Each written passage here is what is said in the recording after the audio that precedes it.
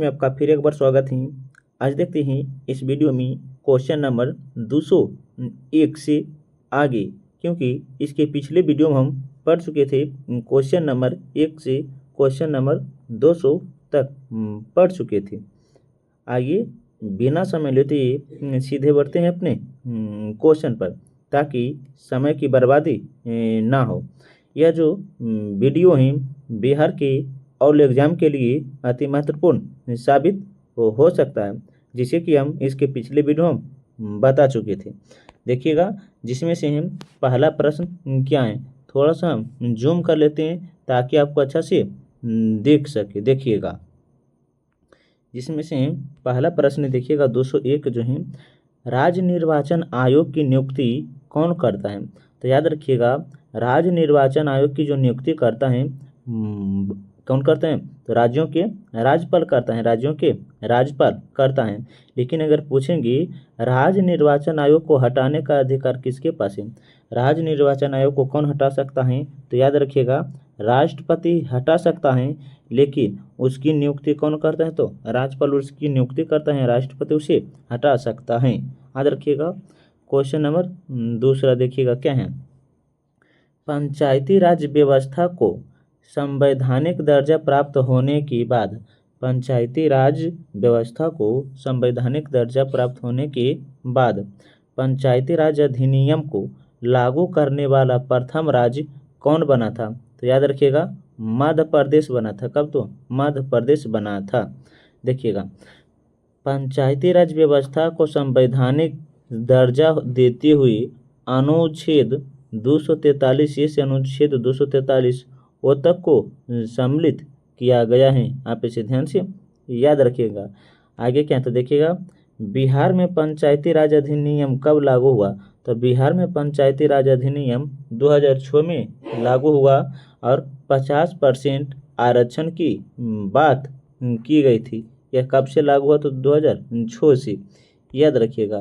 Question number देखिएगा 204 क्या, तो पंचायती राज कार्यकाल किस अनुच्छेद में, पंचायती राज का कार्यकाल जो है किस अनुच्छेद में है, तो अनुच्छेद 243 के ई में है, अनुच्छेद 243 के ई में। यहाँ पे इसे ध्यान से याद रखिएगा। इसके अलावा देखिएगा क्या, तो पंचायत का कार्यकाल उसके प्रथम बैठक से 5 वर्ष होता है, उसके प्रथम बैठक से 5 वर्ष होता है। अब पंचायत में चुनाव लड़ने के लिए न्यूनतम आयु सीमा जो निर्धारित की गई है वह 21 वर्ष की गई। कितना, तो 21 वर्ष की गई है। आगे देखिएगा क्या, तो राज्य वित्त आयोग का गठन कौन करता है, तो राज्यपाल करता है। राज्य वित्त आयोग का गठन कौन करता है, तो राज्यपाल करता है। राज्य वित्त आयोग का गठन राज्यपाल करता है। यह अनुच्छेद 243 के आई में, यह अनुच्छेद 243 के आई में वर्णित है। क्वेश्चन नंबर 206 देखिएगा, बहुजन समाज पार्टी का संगठन कब हुआ है। बहुजन समाज पार्टी का संगठन जो कब हुआ है, तो 1984 में हुआ है। आप इसे ध्यान से याद रखिएगा। हम बोले हैं कि इस वीडियो में टोटल 1800 प्रश्न प्लस देखेंगे, जो बिहार के ऑल एग्जाम के लिए अति महत्वपूर्ण साबित होगा। इसमें सभी विषयों का मिश्रण किया गया है। क्वेश्चन नंबर देखिएगा आगे क्या है, तो देखिएगा बहुजन क्या है, तो बहुजन समाज पार्टी। पहले पूछेंगे, अगर बहुजन समाज पार्टी का जो गठन हुआ था 1984 में हुआ था, और 1984 में ही इंदिरा गांधी की हत्या की गई थी। अब इसी पूछेंगे बहुजन समाज पार्टी का चुनाव चिन्ह क्या है, तो याद रखिएगा हाथी है। कौन है, तो हाथी हैं। आप इसे ध्यान से याद रखिएगा। अब बहुजन समाज पार्टी के संस्थापक कौन है, तो काशी राम है। बहुजन समाज पार्टी के संस्थापक कौन है, तो काशी राम है। आप इसे ध्यान से याद रखिएगा। ऑल इंडिया तृणमूल कांग्रेस की स्थापना कब हुई थी। ऑल इंडिया तृणमूल कांग्रेस की स्थापना कब हुई, तो 1998 में। इसका चुनाव चिन्ह तृणमूल क्या, तो ऑल इंडिया तृणमूल कांग्रेस का जो है चुनाव चिन्ह है क्या, तो देखिएगा चुनाव चिन्ह 2 जोड़ा घास का फूल है। 2 जोड़ा घास का फूल है। यहाँ पे से ध्यान से याद रखिएगा। 1998 में ही परमाणु का दूसरा परीक्षण किया गया था।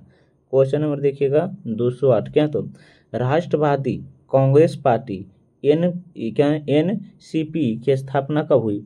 राष्ट्रवादी कांग्रेस पार्टी एनसीपी की स्थापना कब हुई तो 1999 में हुई थी। नेशनल पीपुल्स पार्टी का गठन कब हुआ तो नेशनल पीपुल्स पार्टी का जो गठन हुआ था 2013 में हुआ था, 2013 में हुआ था। आप इसे ध्यान से याद रखिएगा। क्वेश्चन नंबर देखते हैं 209 क्या है तो भारतीय कम्युनिस्ट पार्टी की स्थापना कब हुई तो भारतीय कम्युनिस्ट पार्टी की जो स्थापना तो 1925 में था। 1925 में ही काकोरी षड्यंत्र कांड रचा गया था। काकोरी षड्यंत्र कांड रचा गया था। भारतीय कम्युनिस्ट पार्टी का जो चुनाव चिन्ह है हंसिया और बाली है। हंसिया और क्या तो बाली है। क्वेश्चन नंबर 210 देखिएगा क्या तो मार्क्सवादी कम्युनिस्ट पार्टी की स्थापना कब की गई थी। मार्क्सवादी कम्युनिस्ट पार्टी की स्थापना कब की गई थी याद रखिएगा 1964 में। 1964 में। इसका जो चुनाव चिन्ह है देखिएगा मार्क्सवादी का भी चुनाव चिन्ह जो है हंसिया और हथौड़ा है। हंसिया और क्या तो हथौड़ा है। क्वेश्चन नंबर देखते हैं। क्वेश्चन नंबर आगे क्या तो 211 देखिएगा भारत की नवीनतम राष्ट्रीय राजनीतिक पार्टी कौन है। भारत की नवीनतम राष्ट्रीय राजनीतिक पार्टी कौन है तो आम आदमी पार्टी है। आम आदमी पार्टी जो है भारत की नवीनतम राष्ट्रीय राजनीतिक पार्टी है। अगर पूछेंगे आम आदमी पार्टी की स्थापना कब हुआ तो 2012 में हुआ था। आम आदमी पार्टी की स्थापना कब तो 2012 में। और इसका जो चुनाव है हिंदू झाड़ू है। क्या तो झाड़ू है। इसका जो चुनाव चिन्ह जो है क्या तो झाड़ू है। क्वेश्चन नंबर देखते हैं 212 क्या है तो निर्वाचन आयोग ने कितने राष्ट्रीय राजनीतिक पार्टियों का दर्जा समाप्त किया है तो 3 पार्टियों का। हाल ही में राष्ट्रीय राजनीतिक पार्टी का दर्जा समाप्त किया गया था जिसमें से 3 पार्टी देखिएगा कौन कौन है। एक है तृणमूल कांग्रेस पार्टी, दूसरा है भारतीय कम्युनिस्ट पार्टी और तीसरा है राष्ट्रवादी कांग्रेस पार्टी।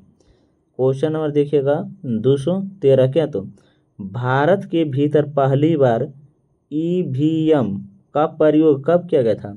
भारत के भीतर पहली बार ईवीएम का प्रयोग कब किया गया था याद रखिएगा वर्ष 1983 में सबसे पहले भारत में ईवीएम का प्रयोग किया गया था। इसका प्रयोग सर्वप्रथम केरल राज्य में हुआ था। इसका प्रयोग सर्वप्रथम केरल राज्य के क्या तो पारुल क्षेत्र में था। पारुल क्षेत्र में हुआ था केरल में। तब पूछेंगे ईवीएम का प्रयोग भारत के किस राज्य में हुआ तो केरल में। याद रखिएगा।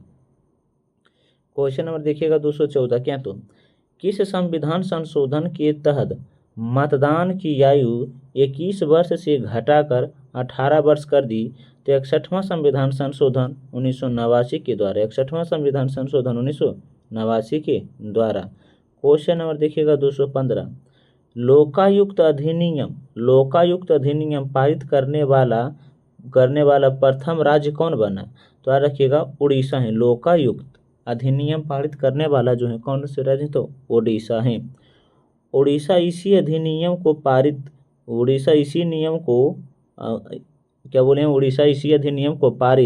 1970 में किया था। 1970 में किया था लेकिन उड़ीसा में लोकायुक्त अधिनियम लागू 1983 में हुआ था। 1983 में। तो यहाँ से 2 तरह के प्रश्न पूछे जा सकते हैं। पहला पूछेंगे कि लोका अधिनियम पारित हुआ था तो 1970 में पारित हुआ था। 1970 में लोकायुक्त पारित हुआ था लेकिन लोकायुक्त अधिनियम कब लागू हुआ था तो 1983 में लागू हुआ था। और किस राज्य में तो उड़ीसा राज्य में। उड़ीसा या आपको भुवनेश्वर भी दे सकता है। क्वेश्चन नंबर देखिएगा 216 भारतीय राष्ट्रीय कांग्रेस के प्रथम मुस्लिम अध्यक्ष कौन बने। भारतीय राष्ट्रीय कांग्रेस के प्रथम मुस्लिम अध्यक्ष कौन बने तो बदरुद्दीन तैयब जी हैं। बदरुद्दीन तैयब जी हैं। 1887 क्या बने 1887 के मद्रास अधिवेशन में 1887 के मद्रास अधिवेशन में बदरुद्दीन तैयब जी की अध्यक्षता हुई थी, बदरुद्दीन तैयब जी की अध्यक्षता हुई थी। क्वेश्चन नंबर देखिएगा 217, भारतीय राष्ट्रीय कांग्रेस के प्रथम यूरोपीय निर्वाचित अध्यक्ष कौन बने? तो जॉर्ज यूले थे, जॉर्ज यूले थे। ये प्रथम अंग्रेज अध्यक्ष थे, प्रथम अंग्रेज अध्यक्ष थे। तो यहाँ से प्रश्न पूछे भी गई है कि भारतीय राष्ट्रीय कांग्रेस के दौरान प्रथम यूरोपियन निर्वाचित अध्यक्ष तो जॉर्ज यूले थे। 1888 के इलाहाबाद अधिवेशन में जॉर्ज यूले ने अध्यक्षता की है, जॉर्ज यूले ने अध्यक्षता की है। आप जानते हैं कि इलाहाबाद कहाँ है? तो उत्तर प्रदेश में पड़ता है। कहाँ? तो उत्तर प्रदेश में पड़ता है। क्वेश्चन नंबर देखते हैं 218, क्या? तो कोलकाता विश्वविद्यालय की पहली महिला, क्या बोले हैं? कोलकाता विश्वविद्यालय की पहली महिला स्नातक कादम्बिनी गांगुली ने कांग्रेस के किस अधिवेशन को संबोधित किया है? तो 1890 के कलकत्ता अधिवेशन को इसकी अध्यक्षता फिरोज शाह मेहता ने किया था। इसकी अध्यक्षता जो फिरोज शाह मेहता ने किया था।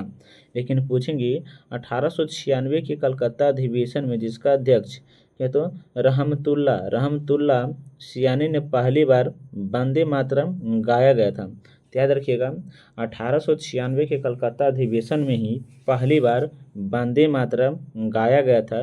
लेकिन 1896 की अध्यक्षता किसने की? तो रहमतुल्ला सियानी ने। याद रखिएगा। क्वेश्चन नंबर 219, क्वेश्चन नंबर 219 जो है, महात्मा गांधी ने पहली बार कांग्रेस के किस अधिवेशन में हिस्सा लिया? तो याद रखिएगा हिस्सा लिया, लेकिन उसकी अध्यक्षता नहीं किया। आप इसे ध्यान से याद रखिएगा।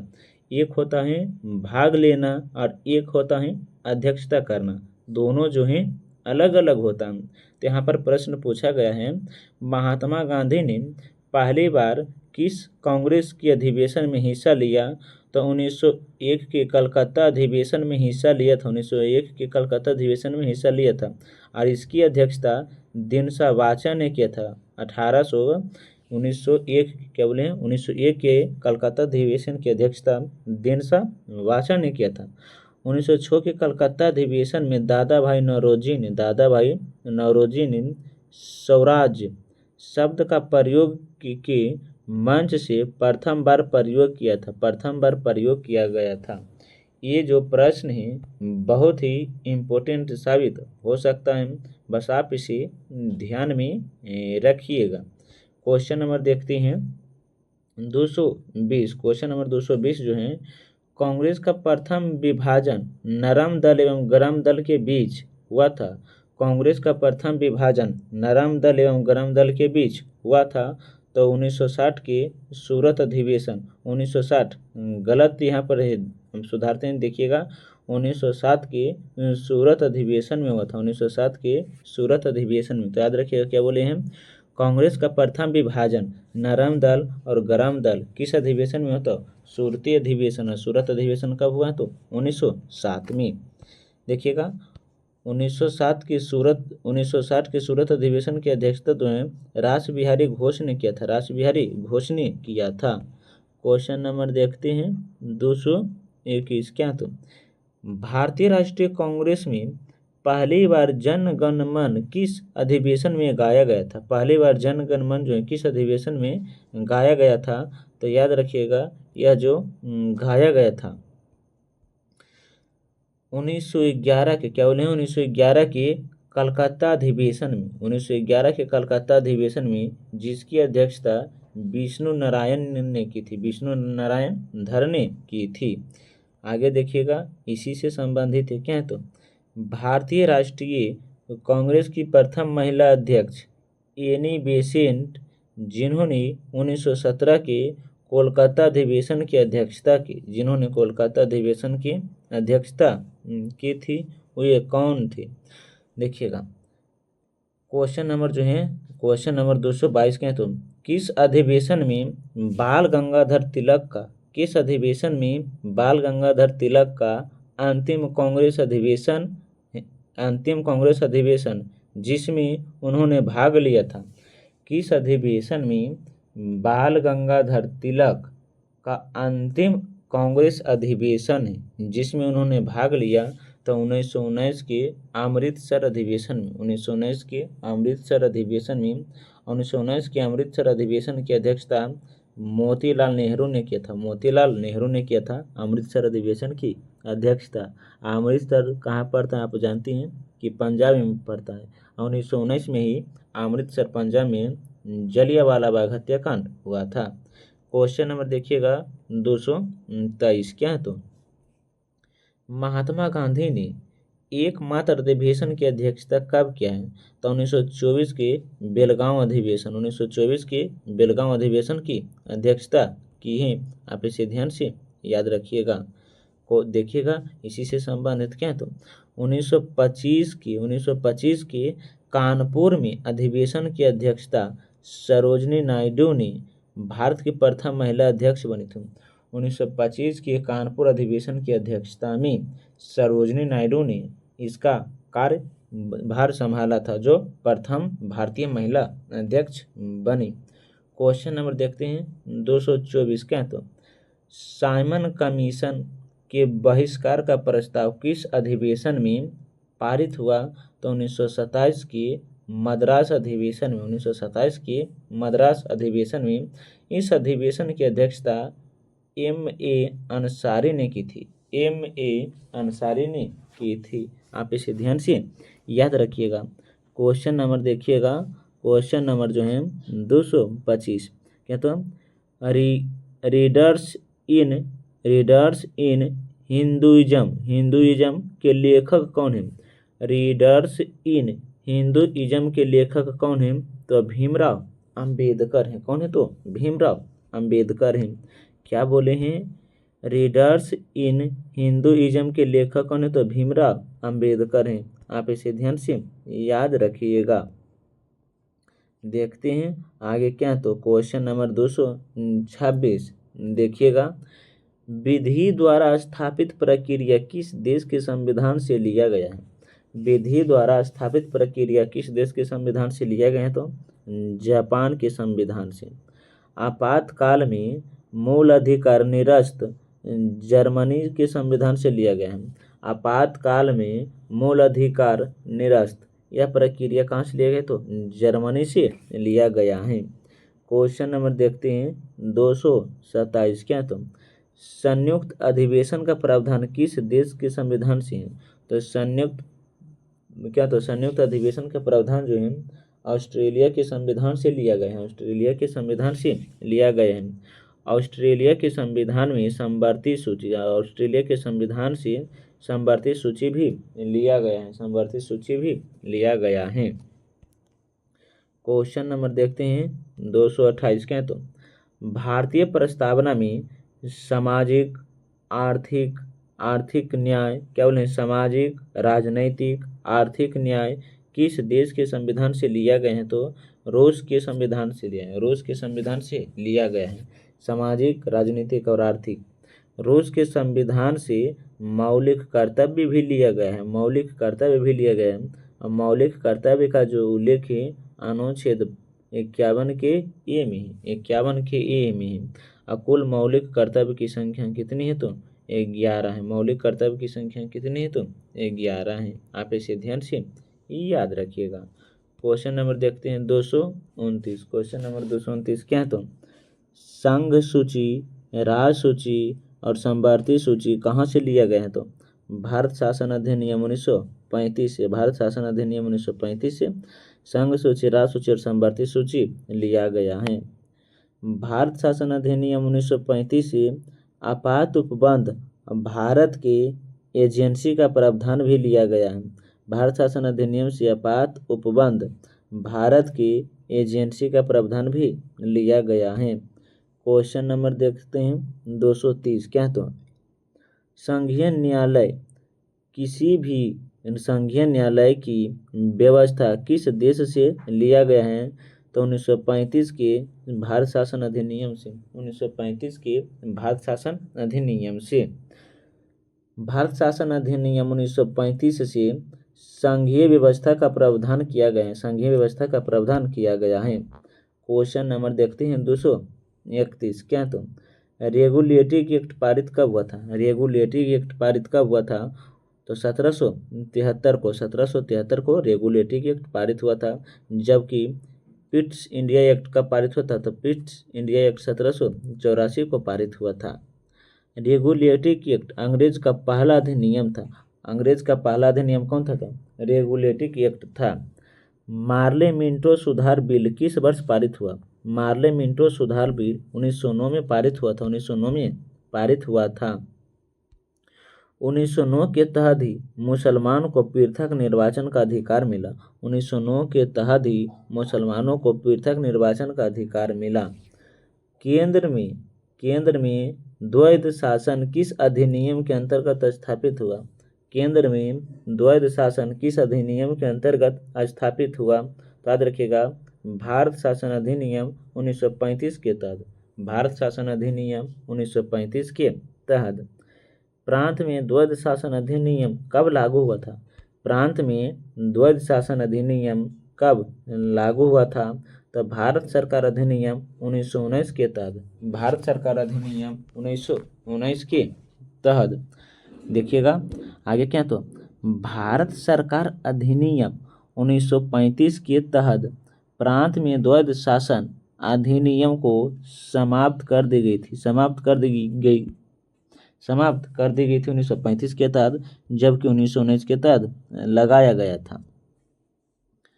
अधिनियम की प्रमुख विशेषता प्रांतीय स्वैच्छता है। कौन से अधिनियम की प्रमुख विशेषता जो प्रांतीय स्वैच्छता है? तो भारत सरकार अधिनियम 1935। भारत सरकार अधिनियम 1935। भारत सरकार अधिनियम 1935 के तहत ही रिजर्व बैंक ऑफ इंडिया का गठन किया गया था। क्वेश्चन नंबर 236 देखिएगा, महारानी विक्टोरिया की भारत की सामग्री कब नियुक्त की गई थी? महारानी विक्टोरिया को भारत की सामग्री कब नियुक्त की गई थी? तो याद रखिएगा, यह जो नियुक्त की गई थी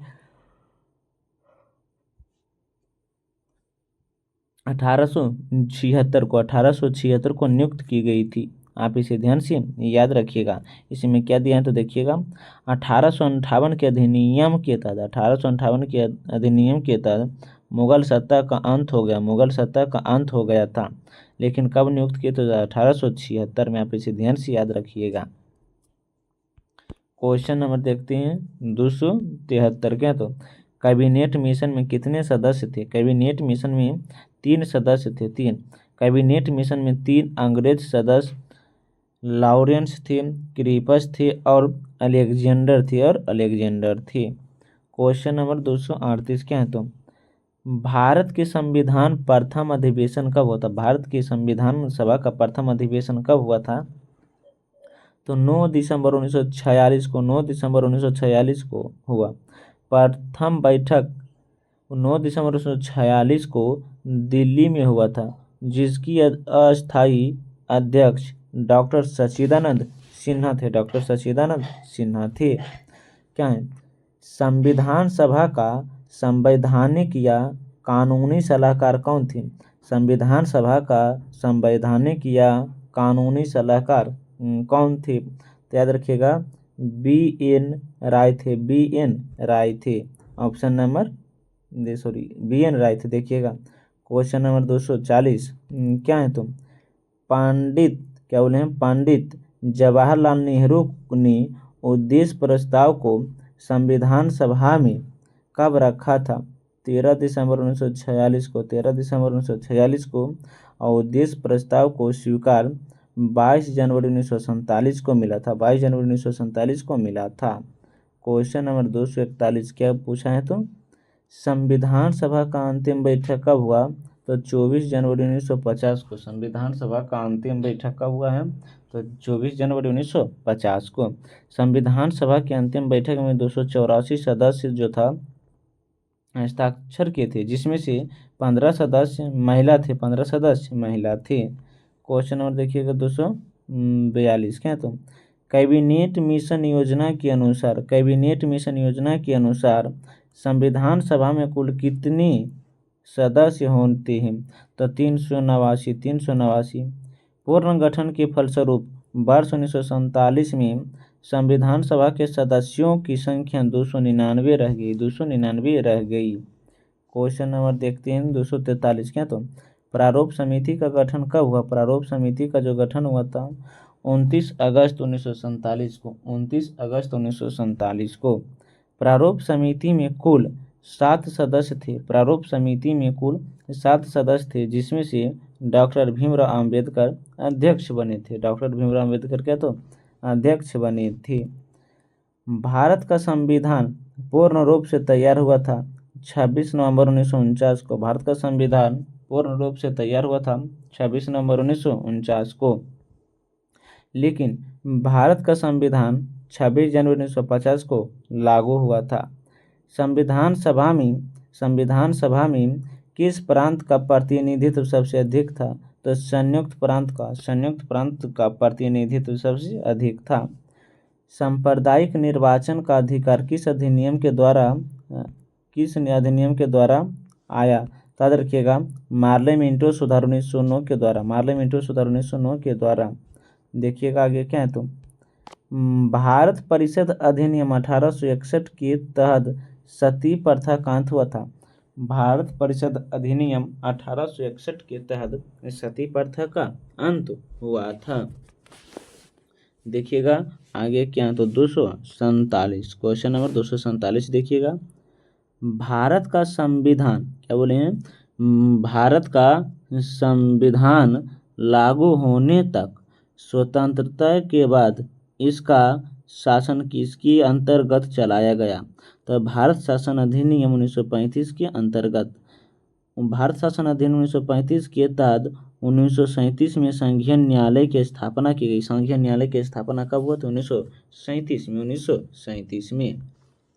क्वेश्चन नंबर देखिएगा, भारत में सचिव का पद किसके द्वारा निर्मित किया गया है? भारत में सचिव का पद किसके द्वारा निर्मित किया गया है? तो भारत सरकार अधिनियम 1858 के द्वारा। भारत सरकार अधिनियम 1858 के द्वारा। आगे क्या देखिएगा, भारत सरकार अधिनियम 1858 ब्रिटिश ताज का शासन का पहला अधिनियम है। भारत शासन अधिनियम 1858 ब्रिटिश ताज का शासन का पहला अधिनियम है। याद रखिएगा, अगर आप पॉलिटी पढ़ना चाहते हैं तो हम पॉलिटी पढ़ा दिए हैं, आप प्लेलिस्ट में जाकर देख लीजिएगा। बहुत ही डिटेल और बारीकी से एक एक पॉइंट करके हम पढ़ाए हैं। देखिएगा क्वेश्चन नंबर कितना, तो क्वेश्चन नंबर जो है 249। अगस्त घोषणा कब हुआ? अगस्त घोषणा कब हुआ? तो 1917 में। अगस्त घोषणा कब हुआ? तो 1917 में। अगस्त घोषणा लॉर्ड मॉन्टेग्यू ने की थी। लॉर्ड मॉन्टेग्यू ने की थी। अगस्त घोषणा लॉर्ड मॉन्टेग्यू ने की थी।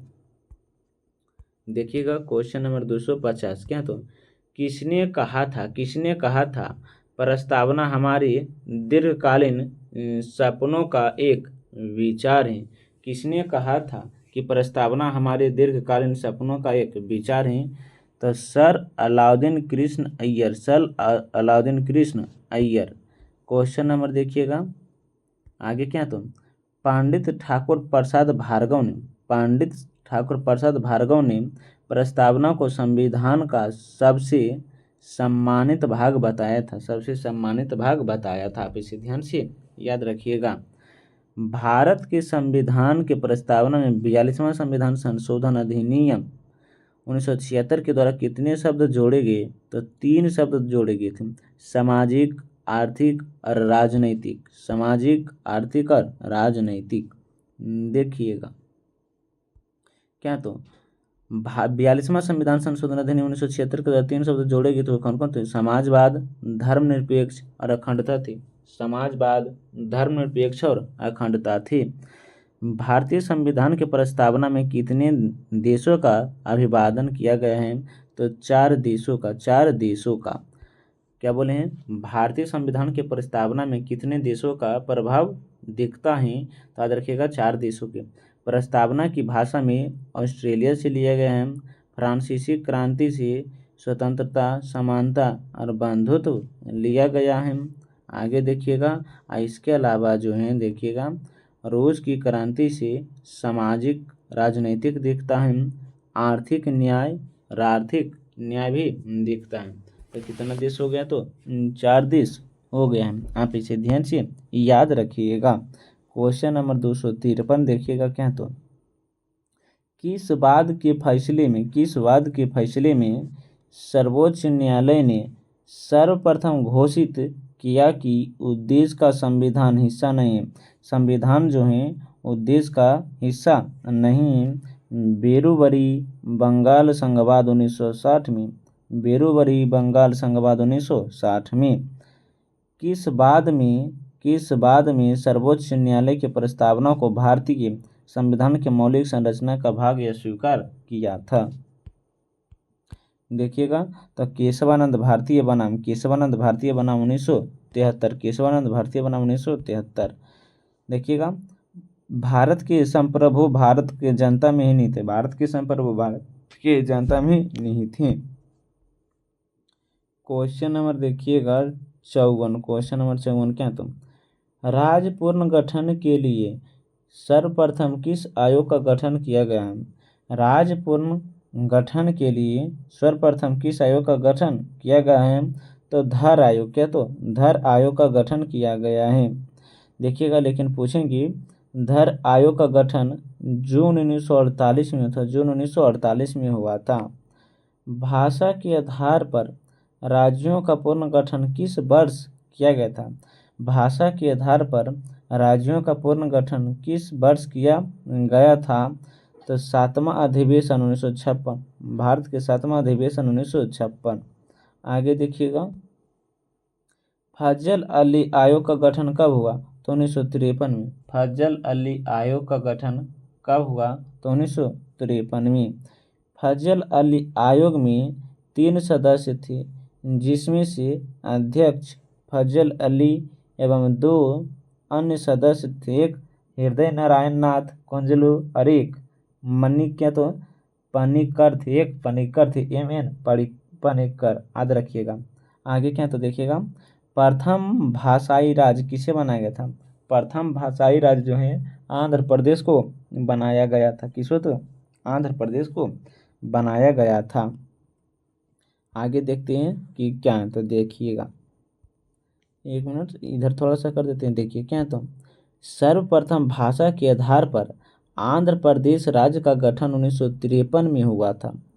इसके पूर्व वहाँ का आंदोलन हुआ था और इस आंदोलन में पोती श्रीरामुलु, पोती लिखा गया, पोटी श्रीरामुलु की मृत्यु हो गई थी, पोटी श्रीरामुलु की मृत्यु हो गई थी। भारत शासन अधिनियम 1935 के समय ब्रिटेन की प्रधानमंत्री कौन थे। भारत शासन अधिनियम 1935 के समय ब्रिटेन के प्रधानमंत्री क्या, तो ऑस्टिन बल्डविन थे, ऑस्टिन बल्डविन थे। क्वेश्चन नंबर देखते हैं क्या, तो आगे क्या है, 1 मिनट देखिएगा, इसी से संबंधित है। 1919 का भारत शासन अधिनियम के समय ब्रिटेन के प्रधानमंत्री एच क्या, तो क्विट था, ये एच क्विट था। ऑप्शन नंबर स्वीकृत था, ऑप्शन नंबर ये भी नहीं, इसमें बोला देते हैं गलती से। देखिएगा क्या, तो किस अधिनियम द्वारा कंपनी की व्यापारिक एकाधिकार को आंशिक रूप से समाप्त किया गया था, आंशिक रूप से समाप्त किया गया था। 1813 के चार्टर अधिनियम के द्वारा कंपनी के व्यापारिक अधिकार को पूर्णतः समाप्त कर दिया था, पूर्णतः समाप्त कर दिया गया था। देखिएगा आगे क्या, तो किस अधिनियम के द्वारा केंद्रीय विधान परिषद में मुस्लिम वर्ग के लिए पृथक निर्वाचन की व्यवस्था की गई थी, पृथक निर्वाचन की व्यवस्था की गई थी, तो 1909 की भारत परिषद अधिनियम, 1909 की भारत परिषद अधिनियम, 1919 के अधिनियम के तहत संघ लोक सेवा आयोग का गठन का प्रावधान किया गया था। तो संघ लोक सेवा आयोग के गठन का प्रावधान किस अधिनियम के तहत किया गया था, 1919 के अधिनियम के तहत। कौन संविधान सभा के मुख्य प्रारूप हैं, मुख्य प्रारूपकार थे, तो LN मुखर्जी। संविधान सभा ने संविधान के प्रतीक चिन्ह के रूप में हाथी को अपनाया था, किसको, तो हाथी को अपनाया था। आगे देखते हैं क्वेश्चन नंबर 262, संविधान सभा द्वारा, क्या बोले हम, संविधान सभा द्वारा राष्ट्रगान और राष्ट्रगीत को कब अपनाया गया? तो 24 जनवरी 1950 को। राष्ट्रगान भी और राष्ट्रगीत भी 24 जनवरी 1950 को ही अपनाया गया था, जबकि 22 जुलाई 1947 को राष्ट्रीय ध्वज तिरंगा को स्वीकार किया गया था। राष्ट्रीय ध्वज तिरंगा को स्वीकार किया गया था। संविधान सभा के सचिव कौन थे? तो एच.बी. अयंगर थे। एच.बी. अयंगर थे। आगे देखते हैं क्वेश्चन नंबर जो है, देखिएगा। संविधान सभा के उपाध्यक्ष एच.सी. मुखर्जी थे। एच.सी. मुखर्जी थे, लेकिन एवं टी कृष्णमाचारी भी थे। सदन समिति के अध्यक्ष कौन थे? पट्टाभी सीतारमैया। सदन समिति के अध्यक्ष कौन थे? तो पट्टाभी सीतारमैया थे। झंडा समिति के अध्यक्ष कौन थे? तो याद रखिएगा, डॉक्टर राजेंद्र प्रसाद थे। डॉक्टर राजेंद्र प्रसाद थे। आप इसे ध्यान से याद रखिएगा। आगे देखते हैं क्वेश्चन नंबर 265। देखिएगा, संघ समिति के अध्यक्ष कौन थे? तो जवाहरलाल नेहरू। संघ नेहरू संघ, पंडित जवाहरलाल नेहरू थे।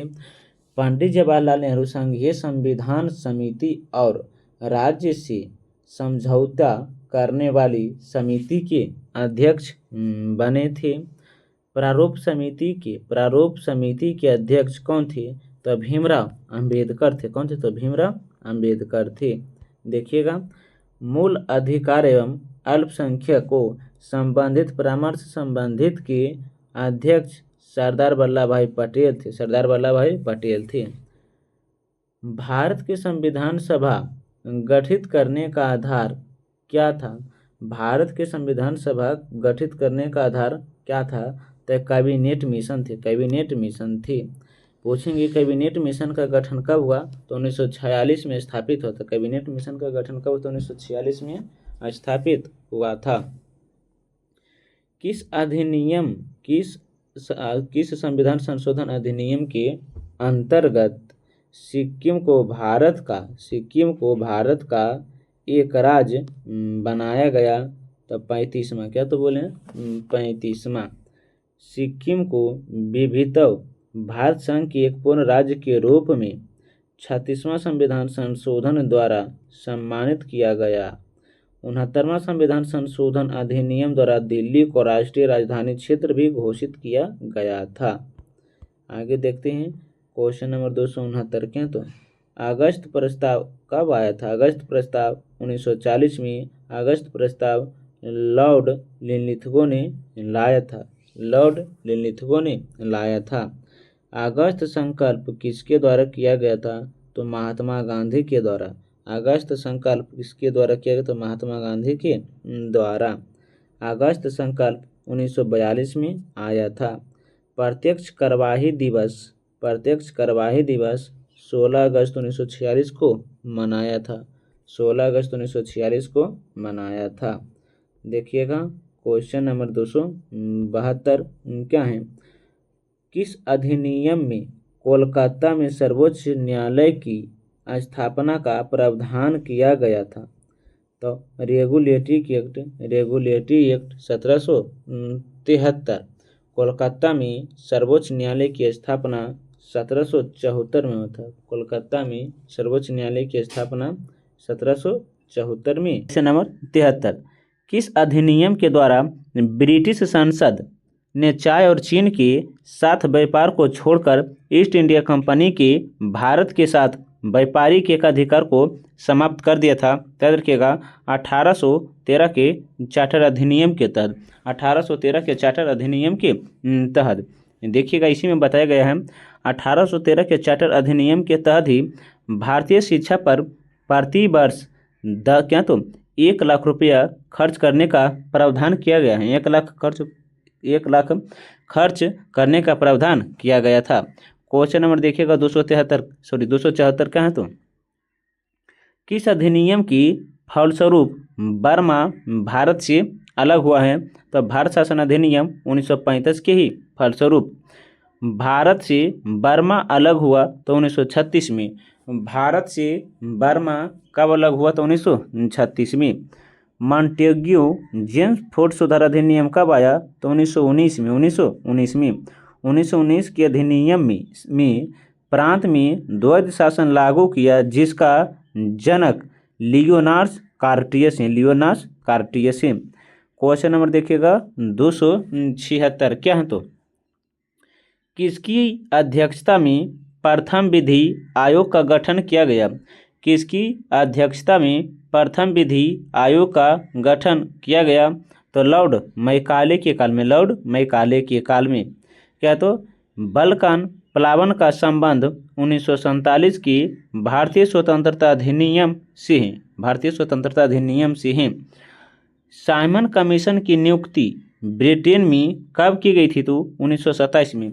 साइमन कमीशन की नियुक्ति ब्रिटेन में किस वर्ष की गई थी? तो 1927 में ही किया गया था। इसी में बताया गया है कि साइमन कमीशन भारत कब आया था? तो 1928 में। साइमन कमीशन जो है भारत कब आया था? तो 1928 में। क्वेश्चन नंबर देखिएगा 278 क्या है तो वायसराय की कार्यकारिणी परिषद में, वायसराय की कार्यकारिणी परिषद में नियुक्त होने वाले प्रथम वायसराय कौन थे? तो सत्येंद्र सिंह प्रसाद थे। सत्येंद्र सिंह प्रसाद थे। क्वेश्चन नंबर देखिएगा 279 क्या है तो संसदीय विशेषाधिकार और विधि शासन किस देश के संविधान से लिया गया है? संसदीय विशेषाधिकार और विधि का शासन किस देश के संविधान से लिया गया है? तो ब्रिटेन के। ब्रिटेन के संविधान से संसदीय शासन प्रणाली और एकल नागरिकता भी लिया गया है। यहाँ पे से ध्यान से याद रखिएगा क्या बोले हैं? तो ब्रिटेन के ही संविधान से संसदीय शासन प्रणाली और एकल नागरिकता लिया गया है। क्वेश्चन नंबर 280 देखिएगा वेतन भत्ते और पेंशन की चर्चा किस अनुसूची में है? वेतन भत्ते और पेंशन की चर्चा किस अनुसूची में है? तो दूसरी अनुसूची में।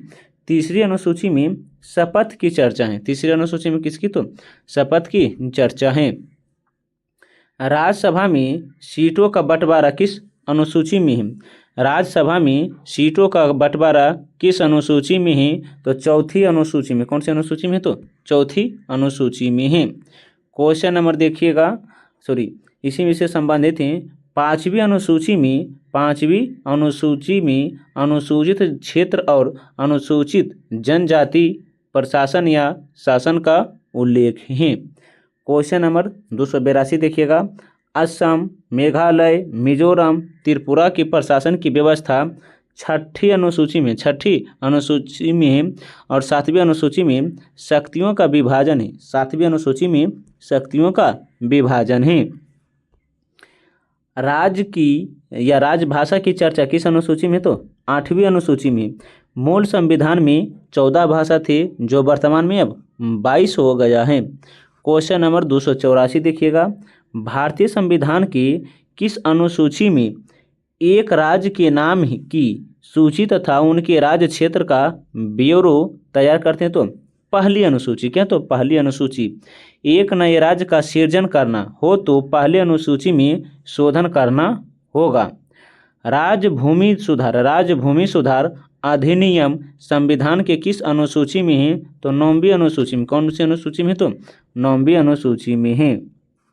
देखिएगा क्या है तो 9वीं अनुसूची को प्रथम संविधान संशोधन 1951 के द्वारा जोड़ा गया था पंडित जवाहरलाल नेहरू के समय। दल बदल का उल्लेख 10वीं अनुसूची में है। दल बदल अनुसूची जो है 52वां संविधान संशोधन 1985 को जोड़ा गया था। उस समय प्रधानमंत्री राजीव गांधी थे। उस समय प्रधानमंत्री राजीव गांधी थे। क्वेश्चन नंबर 11 देखिएगा 11वीं अनुसूची में किसका प्रावधान है? तो पंचायती राज। पंचायती राज 73वां संविधान संशोधन 1993 के द्वारा जोड़ा गया। 12वीं अनुसूची में क्या? तो नगर निगम किस संशोधन के द्वारा जोड़ा गया है? तो याद रखिएगा 74वां संविधान संशोधन द्वारा जोड़ा गया था। 73वां और 74वां संविधान संशोधन के समय प्रधानमंत्री कौन थे? तो याद रखिएगा बीपीसी नरसिंह राव थे। बीपीसी नरसिंह राव थे। क्वेश्चन नंबर देखिएगा 89 क्या है? तो छत्तीसगढ़ राज्य का गठन 1 नवंबर 2000 को हुआ था। छत्तीसगढ़ राज्य का गठन जो हुआ था 1 नवंबर 2000 को हुआ था। अगर पूछेंगे उत्तराखंड राज्य का गठन 9 नवंबर 2000 को हुआ था और झारखंड का गठन 15 नवंबर 2000 को हुआ था। नागालैंड राज्य की स्थापना 1963 को हुआ था। नागालैंड राज्य की स्थापना कब हुआ तो 1963 को। याद रखिएगा, नाग अगर काटता है तो छठी की दूध याद दिला देते हैं, तो इसीलिए हम याद रखेंगे छठी तो 1963, छठी तो 1963 याद रखेंगे। हरियाणा का गठन 1966 में हुआ था। सिक्किम का गठन 1975 में। मेघालय, मणिपुर, त्रिपुरा का गठन 1972 में हुआ था। 1972 में हुआ था। क्या बोले हैं? हरियाणा का गठन 1966 में, सिक्किम का गठन 1975 में, मेघालय, मणिपुर, त्रिपुरा का गठन 1972 में हुआ था। लेकिन नागालैंड का गठन 1963 में हुआ था। क्वेश्चन नंबर देखिएगा 292। क्या तो हिमाचल प्रदेश राज्य का गठन कब हुआ है तो 1971 में। 1971 में। अरुणाचल प्रदेश, मिजोरम और गोवा का गठन 1987 में हुआ था। अरुणाचल प्रदेश, मिजोरम और गोवा का गठन कब हुआ तो 1987 में हुआ था। अगर पूछेंगे तेलंगाना का गठन कब हुआ है तो 2 जून 2014 को। 2 जून 2014 को। आप इसे ध्यान से याद रखिएगा। क्वेश्चन नंबर देखिएगा 294। क्या है तो नए राज्यों का प्रवेश तथा स्थापना संविधान के किस अनुच्छेद में है तो अनुच्छेद 2 में है। अनुच्छेद 2 में है। अनुच्छेद 3 में जो है नए राज्य का निर्माण, नामों में परिवर्तन और सीमा क्षेत्र में परिवर्तन है। क्वेश्चन नंबर देखिएगा 295। क्या है तो अनुच्छेद 5 से 11 तक भाग 2 का संबंध किससे है तो नागरिकता से। किससे तो नागरिकता से है। नागरिकता के संबंध में कानून बनाने का अधिकार संसद के पास है। किसके पास है तो संसद के पास है। यह अनुच्छेद 11 में वर्णित है। क्वेश्चन नंबर देखिएगा 296। नागरिकता अधिनियम 1955 के अंतर्गत पंजीकरण द्वारा भारतीय नागरिकता प्राप्त करने के लिए भारतीय मूल के व्यक्ति को भारत में कितने वर्ष रहना होगा तो 7 वर्ष रहना होगा। 7 वर्ष रहना होगा। नागरिकता को 5 प्रकार से प्राप्त किया जा सकता है। एक है जन्म, दूसरा है वंशीय, तीसरा है पंजीकरण, चौथा है भौगोलिक और 5वां है देशीकरण। देखिएगा क्वेश्चन नंबर जो होगा 297। क्या तो पाकिस्तान से आकर भारत में नागरिकता प्राप्त करने संबंधित का प्रावधान किस अनुच्छेद में तो अनुच्छेद 200 कितना में तो 6 में। अनुच्छेद 6 में है। अगर पूछेंगे अनुच्छेद 7 में क्या तो भारत से पाकिस्तान गई तथा पाकिस्तान से पुनः भारत आई, यह अनुच्छेद 7 में उल्लेख है। क्वेश्चन नंबर देखिएगा 299। क्या तो भारतीय संविधान में नागरिकता का प्रावधान कब लाया गया, कब लागू हुआ तो 26 नवंबर 1949 को। 26 नवंबर 1949 को। 26 नवंबर 1949 को 16 अनुच्छेद लागू हुआ था। 16 अनुच्छेद लागू हुआ था। देखिएगा क्वेश्चन नंबर 300। क्या तो भारतीय संविधान में किस अनुच्छेद के अंतर्गत नागरिकों के लिए मौलिक अधिकार प्रदान किए गए हैं तो अनुच्छेद 12 से 35। अनुच्छेद 12 से 35।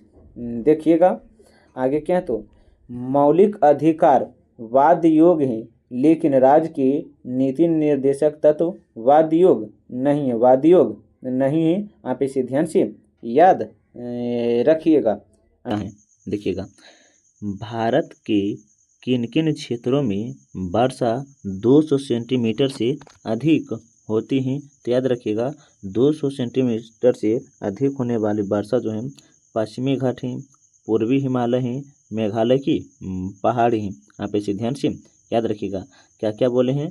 पश्चिमी घाट हैं, पूर्वी हिमालय हैं और मेघालय की पहाड़ी हैं। भारत के किन क्षेत्रों में 50 सेंटीमीटर से भी कम वर्षा होती है तो एक है लद्दाख और दूसरा है पश्चिमी राजस्थान। लद्दाख में सबसे कम वर्षा होती है तथा मेघालय में सबसे ज़्यादा वर्षा होती है। आप इसे जानते ही होंगे। देखिएगा आगे क्या तो अगर पूछेंगे मानसून शब्द की उत्पत्ति किस भाषा से हुआ है? तो याद रखिएगा अरबी भाषा। किस भाषा से? तो अरबी भाषा से हुआ है। दक्षिण में सर्वाधिक वर्षा मुख्यतः किस मानसून से होता है? दक्षिण में सर्वाधिक वर्षा किस मानसून से होता है? तो दक्षिण पश्चिम मानसून से, दक्षिण पश्चिम मानसून से होता है। दक्षिण पश्चिम मानसून से लगभग 80% वर्षा भारत में ही होता है। दक्षिण पश्चिम मानसून से जो है 80% वर्षा कहाँ हो जाती? तो भारत में ही हो जाता है। और उत्तरी पूर्वी मानसून से लगभग भारत में 17% वर्षा होती है।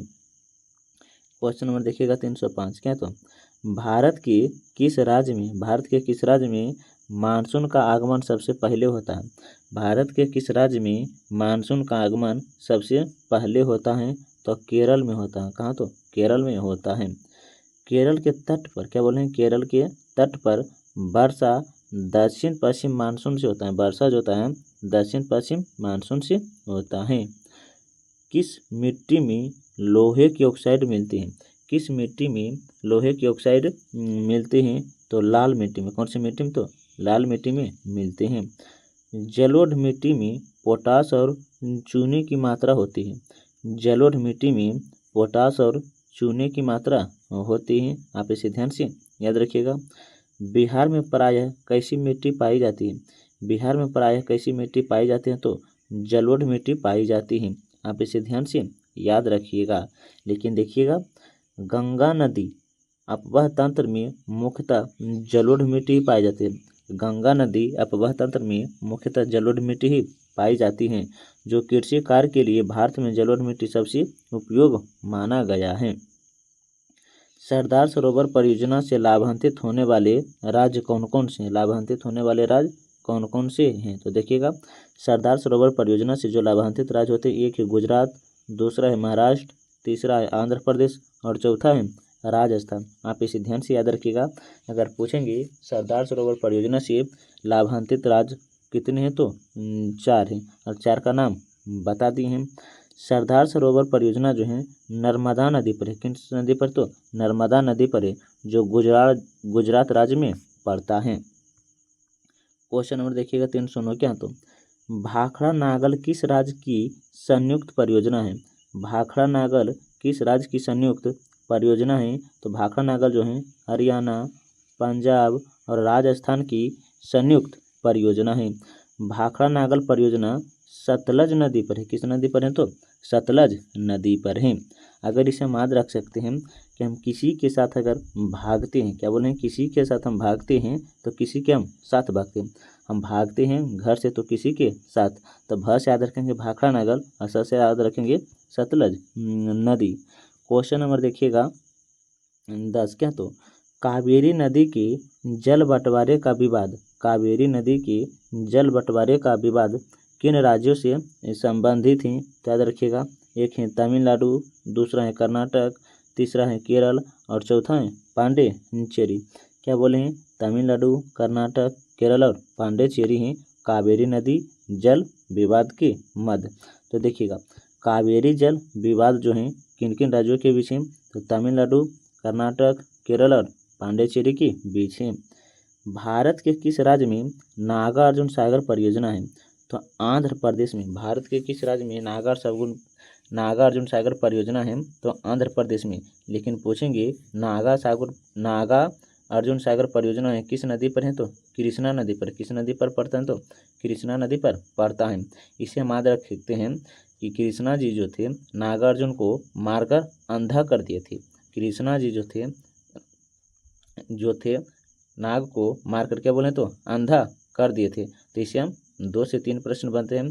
कृष्णा जी जो है नाग को, तो नागार्जुन सागर परियोजना मारकर अंधा का, तो से याद रखेंगे आंध्र प्रदेश।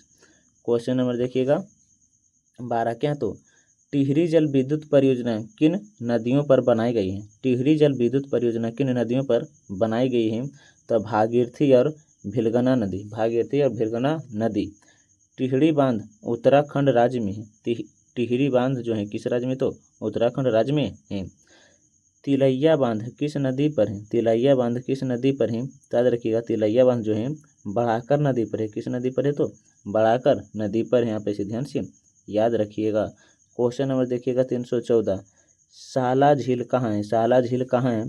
तो अरुणाचल प्रदेश में है। साला झील कहाँ है? तो अरुणाचल प्रदेश में है। इसे हम इस तरह के याद रखेंगे कि हमारे एक साला जो है कहाँ रहता है? तो अरुणाचल प्रदेश में। कहाँ रहते हैं? तो अरुणाचल प्रदेश में।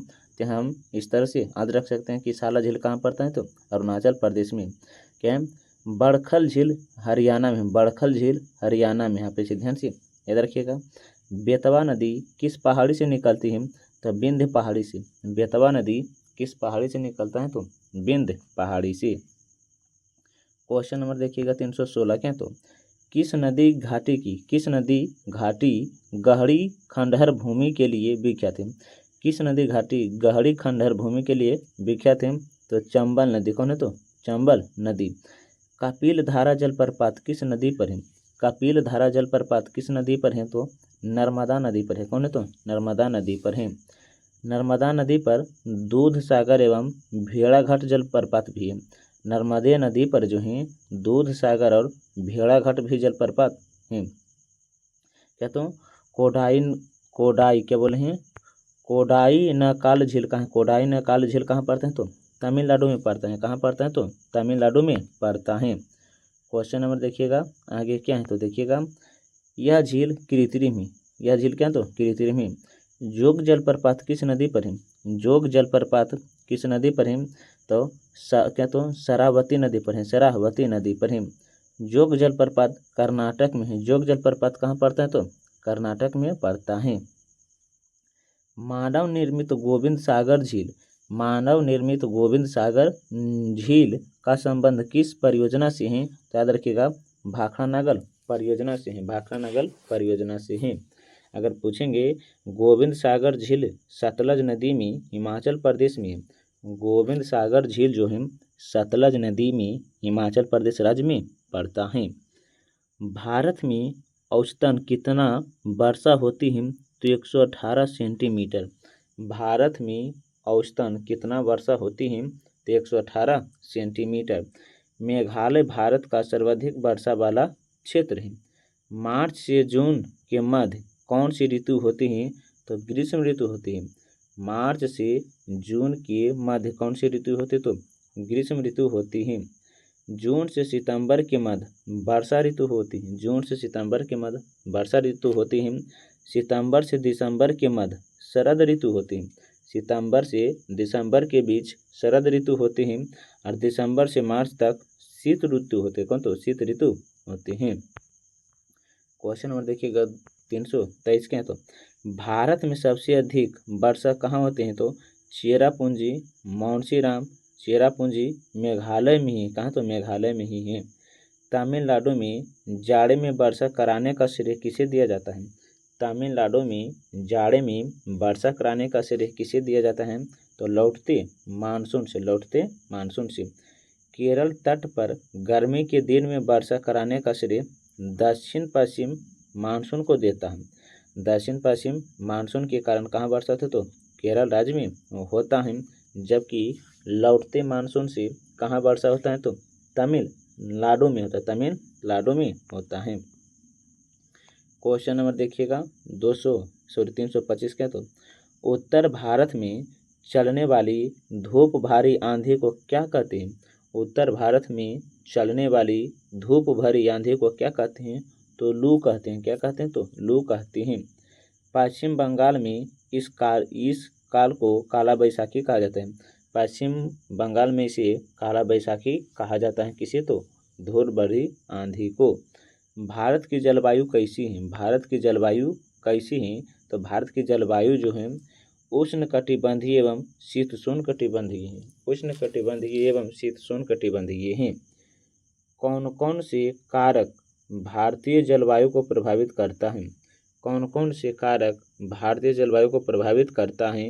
याद रखिएगा एल नीनो, पश्चिमी जेट धार, तिब्बत का पठार। तिब्बत का पठार। क्वेश्चन देखिएगा आगे, क्या तो एल नीनो गर्म पवन है। एल नीनो जो है गर्म पवन है। भारत में सूख की स्थिति में आती है। भारत में जो है सूख की स्थिति में आती है। तमिलनाडु में वर्षा होती है किस मानसून से? तो उत्तरी पूर्वी मानसून से। तमिलनाडु में जो वर्षा होती है किस मानसून से होती है? तो उत्तरी पूर्वी मानसून से, या बोल सकते हैं लौटती मानसून से। मालाबार तट पर दक्षिण पश्चिम मानसून के कारण वर्षा होती है। कौन से राज्य में होता है? तो दक्षिण पश्चिम से, तो केरल राज्य में। क्वेश्चन नंबर देखिएगा 329 क्या? तो ग्रीष्म ऋतु में आने वाली स्थानीय तूफान को पश्चिम बंगाल में क्या कहते हैं? तो काला बैसाखी कहते हैं, काल बैसाखी कहते हैं। केरल तथा कर्नाटक में इसे आम्र वर्षा या आम्र बौछार कहा जाता है। काला बैसाखी चाय और परसों के लिए, क्या? तो पारसों के लिए बहुत ही लाभदायक होता है। सबसे बड़ा अपवह नदी तंत्र कौन है? तो गंगा नदी जो है सबसे बड़ा अपवह नदी तंत्र है। आप इसे ध्यान से याद रखिएगा। दूसरा सबसे बड़ा प्रवाह तंत्र कौन नदी है? तो सिंधु नदी। कौन सी नदी है? तो सिंधु नदी है। ब्रह्मपुत्र की सहायक नदी कौन कौन सी है? तो ब्रह्मपुत्र की सहायक नदी देवांग, कामेग, लोहित है। देवांग, कामेग, लोहित है। क्वेश्चन नंबर देखिएगा कितना? तो बंगाल, क्या? तो बांग्लादेश में प्रवाह करने के बाद गंगा नदी को किस नाम से जाना जाता है? गंगा नदी को किस नाम से जाना जाता है? तो पद्मा।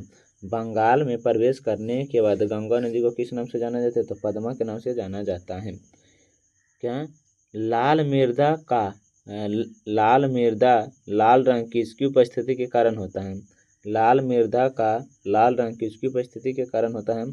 तो लौह ऑक्साइड के कारण।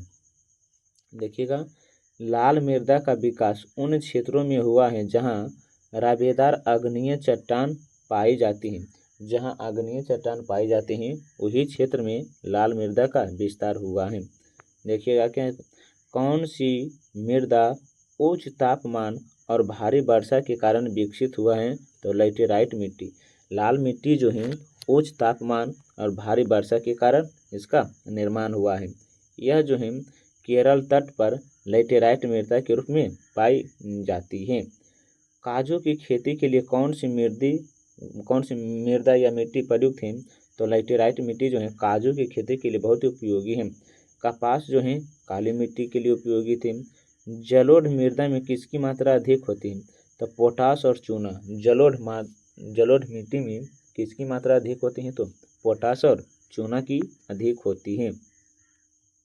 इसी में देखेंगे, काली मिट्टी में लोहे एवं चूने की मात्रा अधिक होती है। काली मिट्टी में लोहे एवं चूने की मात्रा अधिक होती है, परंतु नाइट्रोजन की कमी पाई जाती है। लैटेराइट मिट्टी में लौह एवं एल्युमिनियम अधिक होती है, परंतु नाइट्रोजन और पोटेशियम की कमी होती है। देखिएगा, इसे हम देखेंगे क्या? तो मैथन बांध किस नदी पर है? मैथन बांध बड़ाकर नदी पर है। किस नदी पर है? तो बड़ाकर नदी पर है। दामोदर नदी की सहायक नदी बड़ाकर नदी है। दामोदर नदी की सहायक नदी कौन है? तो बड़ाकर नदी है। भारत में प्रथम जल विद्युत संयंत्र की स्थापना कहाँ की गई थी? भारत में प्रथम जल विद्युत संयंत्र की स्थापना कहाँ की गई थी? तो दार्जिलिंग में की गई थी। भारत में सबसे पुराना जल विद्युत स्टेशन क्या? तो रिंद्रबाग पश्चिम बंगाल में है। भारत में सबसे पुराना जल विद्युत स्टेशन सिंद्रबाग पश्चिम बंगाल में पड़ता है। सिंद्रबाग कहाँ है? तो पश्चिम बंगाल में है। क्वेश्चन और देखिएगा 339 क्या है? तो पोंग बांध किस नदी पर है? तो पोंग बांध जो है ब्यास नदी पर है। किस नदी पर है? तो ब्यास नदी पर जो है पोंग बांध पड़ता है। थीन बांध जो है रावी नदी पर है। थीन बांध किस नदी पर पड़ता है? तो रावी नदी पर पड़ता है। लेकिन पूछेंगे, तपोवन और विष्णुगढ़ जल विद्युत परियोजना कहाँ अवस्थित हैं? तो उत्तराखंड में। तपोवन और विष्णुगढ़ जल विद्युत परियोजना कहाँ है? तो उत्तराखंड में है। आगे देखते हैं क्या? तो कलपक्कम जल विद्युत परियोजना तमिलनाडु में। कलपक्कम जल विद्युत परियोजना कहाँ पड़ता है? तो तमिलनाडु में पड़ता है। राणा सागर कहाँ? तो राजस्थान में। राणा सागर कहाँ है? तो राजस्थान में है। देखिएगा, नारोरा क्या बोले हैं? नारोरा जल विद्युत परियोजना संयंत्र कहाँ, तो उत्तर प्रदेश में। कहाँ, तो उत्तर प्रदेश में नारोरा है। नारोरा नाभिकीय ऊर्जा संयंत्र भी बोल सकते हैं। लेकिन तारापुर जल विद्युत परियोजना महाराष्ट्र में। कहाँ, तो महाराष्ट्र में है। मीठे पानी की कपकर परियोजना किस राज्य में अवस्थित है? मीठे पानी की कपकर परियोजना किस राज्य में है? तो गुजरात में। कहाँ, तो गुजरात में है। आगे देखते हैं क्या है, तो जवाहर सागर शक्ति परियोजना किस राज्य में है? जवाहर सागर शक्ति परियोजना किस राज्य में है? तो राजस्थान में। कहाँ पड़ता है? तो राजस्थान में। गांधी सागर शक्ति परियोजना किस राज्य में है? गांधी सागर शक्ति परियोजना किस राज्य में है? तो मध्य प्रदेश में। कहाँ, तो मध्य प्रदेश में है। तीस्ता जल विद्युत परियोजना किस राज्य में है? तीस्ता जल विद्युत परियोजना किस राज्य में है? तो सिक्किम में है। कहाँ, तो सिक्किम में है। लेकिन पूछेंगे शिव समुद्रम शक्ति परियोजना कहाँ, तो कर्नाटक में है। शिव समुद्रम शक्ति परियोजना कहाँ, तो कर्नाटक में है। गंगा के मैदान की पुरानी जलोढ़ मिट्टी को क्या कहते हैं? गंगा के मैदान की पुरानी जलोढ़ मिट्टी को क्या कहते हैं? तो बांगर मिट्टी कहते हैं। क्या कहते हैं? तो बांगर मिट्टी कहते हैं। नई जलोढ़ मिट्टी खादर मिट्टी कहलाती है। नई जलोढ़ मिट्टी खादर मिट्टी कहलाती है। संसार का सबसे लंबा बांध किस नदी पर है? संसार का सबसे लंबा बांध किस नदी पर है? तो महानदी पर जो है सबसे लंबा बांध है। महानदी हीराकुंड क्या बोले हैं? महानदी पर हीराकुंड बांध और उड़ीसा में यह बांध भारत तथा विश्व का सबसे लंबा बांध है। भारत तथा विश्व का सबसे लंबा बांध है। तुंगभद्रा परियोजना किस राज्य में है? तो आंध्र प्रदेश और तेलंगाना में। आंध्र प्रदेश और तेलंगाना में है। तुंगभद्रा परियोजना तुंगभद्रा नदी पर है। तुंगभद्रा परियोजना तुंगभद्रा नदी पर है। यह दक्षिण भारत की सबसे बड़ी नदी घाटी परियोजना है।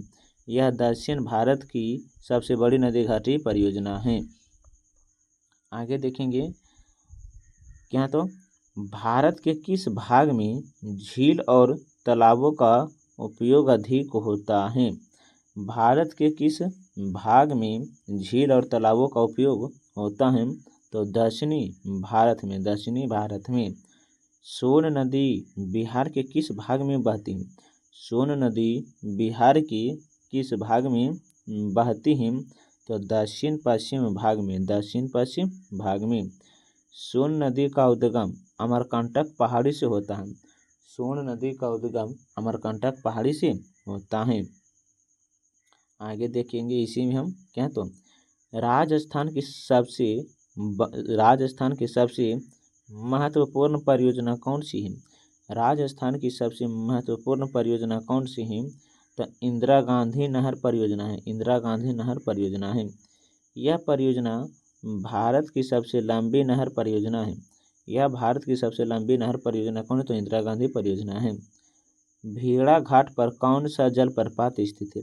भेड़ा घाट पर कौन सा जलप्रपात स्थित है? तो धुआंधार जलप्रपात है। दामोदर घाटी निगम की स्थापना कब हुआ? दामोदर घाटी निगम की स्थापना 1948 में की गई। 1948 में की गई थी। भारत की पहली परियोजना दामोदर घाटी परियोजना है। अब भारत की पहली घाटी परियोजना दामोदर घाटी परियोजना है। इडुक्की बांध किस नदी पर है? तो इडुक्की बांध जो है पेरियार नदी पर है। कहाँ? तो पेरियार नदी पर है। इडुक्की परियोजना केरल राज्य में है। इडुक्की परियोजना केरल राज्य में है। बहुउद्देशीय नदी घाटी परियोजना को आधुनिक भारत का मंदिर किसने कहा? तो पंडित जवाहरलाल नेहरू ने। पंडित जवाहरलाल नेहरू ने। भारत के प्रथम प्रधानमंत्री पंडित जवाहरलाल नेहरू ही थे। अलमाटी बांध किस नदी पर है? तो कृष्णा नदी पर है। किस नदी पर है? तो कृष्णा नदी पर है। काली मिट्टी का क्षेत्र सबसे अधिक कहाँ है? तो महाराष्ट्र में। कहाँ? तो महाराष्ट्र में है। छोटा नागपुर के पठार में लाल मिट्टी का क्षेत्र होता है। छोटा नागपुर के पठार में लाल मिट्टी का क्षेत्र होता है। आगे देखते हैं भारत में पर्वत विकास कितना है? भारत में पर्वत का विकास कितना है? तो 10% है। कितना? तो 10%। जबकि मैदानी भाग 43% है। पठार भाग 27.7% है। 27.7% है। पहाड़ जो हैं क्या बोले हैं? पहाड़ जो हैं 18.6% है, 18.6% है। अब पर्वत पूछेंगे तो 10.7% है पर्वत। किस मृदा को रेगुर मिट्टी कहते हैं? तो काली मिट्टी को कहते हैं। काली मृदा लंबे समय तक नमी बनाए रखती हैं। काली मृदा में फास्फोरस, नाइट्रोजन जैव तत्वों की कमी होती है। फास्फोरस और नाइट्रोजन तत्वों की कमी होती है। रूपकुंड झील कहाँ है? तो रूपकुंड जो है उत्तराखंड में है। रूपकुंड झील कहाँ है? तो उत्तराखंड में है। नक्की झील राजस्थान में है। नक्की झील कहाँ है? तो राजस्थान में है। अष्टमुद्दी झील, अष्टमुद्दी झील कहाँ पड़ता है? तो केरल में। अष्टमुद्दी झील कहाँ पड़ता है? तो केरल में। अष्टमुद्दी झील लाइगुन झील का उदाहरण है। अष्टमुद्दी झील लाइगुन झील का उदाहरण है। राढ़ के मैदान का विस्तार कहाँ है? तो पश्चिम बंगाल में है। कहाँ? तो पश्चिम बंगाल में है। रूपनारायण पश्चिम बंगाल की एक नदी है। रूपनारायण जो है पश्चिम बंगाल की एक नदी है। अलकनंदा और धौली गंगा नदी का संगम किस स्थान पर होता है? तो विष्णु प्रयाग में। अलकनंदा और धौली गंगा नदी का संगम किस स्थान पर होता है? विष्णु प्रयाग में। अलकनंदा और मंदाकिनी का संगम नंद प्रयाग में होता है। नंद प्रयाग में होता है। अलकनंदा और पिंडारी के संगम किस स्थान पर होता है? तो कर्ण प्रयाग पर। कर्ण प्रयाग पर। अलकनंदा और मंदाकिनी नदियों का संगम रुद्र प्रयाग में होता है। रुद्र प्रयाग में होता है। अलकनंदा और भागीरथी नदियों का संगम किस स्थान पर होता है? तो देव प्रयाग पर होता है। इंद्रावती किस सहायक नदी है? तो गोदावरी की। किसकी है? तो गोदावरी की है। 5 पर्याय कितने थे? तो 5। पाँचों हम बता दी हैं इसी से संबंधित। बस आप इसे ध्यान से याद रखिएगा कि कौन सी पर्याय है, कौन सी नदी से संबंधित है। अगर पूछेंगे इंद्रावती, इंद्रावती जो है किस राज्य में पड़ते हैं? तो छत्तीसगढ़ में। कहाँ? तो छत्तीसगढ़ में। आप इसे ध्यान से याद रखिएगा। हिमालय पर्वत श्रृंखला किन 2 श्रेणियों के बीच सिंधु नदी है? हिमालय पर्वत श्रेणियाँ किन 2 श्रेणियों के बीच सिंधु नदी बहती हैं? तो इसका जो होगा लद्दाख और जास्कर। लद्दाख और जास्कर। सतलुज नदी का उद्गम स्रोत किस झील से होता है? तो राक्षसताल झील से। राक्षसताल झील से। झेलम नदी का उद्गम स्रोत वेरीनाग झील है। झेलम नदी का उद्गम स्रोत कौन है? तो वेरीनाग झील है। आगे देखिएगा। सरदार सरोवर परियोजना किस नदी पर अवस्थित है? तो नर्मदा नदी पर है सरदार सरोवर परियोजना। नर्मदा, गोदावरी, कृष्णा, कावेरी जैसी नदियों को घटते क्रम में अगर सजाएं तो देखिएगा, एक है नदी, एक दूसरी तरफ किलोमीटर। तो नर्मदा की जो लंबाई है 1465 किलोमीटर है। कृष्णा की लंबाई जो है 1400 किलोमीटर है। नर्मदा की लंबाई 1312 किलोमीटर है। कावेरी की लंबाई 800 किलोमीटर है। आप इसे ध्यान से याद रखिएगा। क्वेश्चन नंबर देखते हैं क्या? तो 372। मालप्रभा, तुंगभद्रा, भीम किस नदी की सहायक नदी हैं? मालप्रभा, तुंगभद्रा, भीम किस नदी की सहायक नदियां हैं? तो कृष्णा नदी की ही सहायक नदियां हैं। कृष्णा नदी की ही सहायक नदियां हैं। अगर पूछेंगे किस नदी को दक्षिण भारत की गंगा कहते हैं? तो गोदावरी। किस नदी को दक्षिण भारत की गंगा कहते हैं? तो गोदावरी होगा। क्या होगा? तो गोदावरी होगा। दक्षिण भारत की सबसे बड़ी नदी गोदावरी है। दक्षिण भारत की गंगा के नाम से कावेरी जानी जाती है। दक्षिण भारत के गंगा के नाम से कावेरी जाना जाता है। अमरावती, भवानी, हेमावती, काबिनी किसकी सहायक नदियां हैं? तो कावेरी की। किसकी हैं? तो कावेरी की हैं। देखिएगा आगे क्या? तो ताप्ती नदी किसकी? ताप्ती नदी किस? ताप्ती नदी की सहायक गिरनार एवं क्या? तो ताप्ती नदी की सहायक नदी जो गिरनार, मुरान और क्या? तो अरुणावती है। अरुणावती है। हुगली नदी सबसे बड़ी सहायक नदी है तो दामोदर की।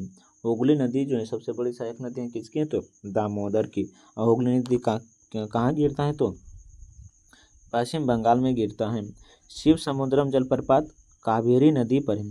शिव समुद्रम जलप्रपात कावेरी नदी पर है।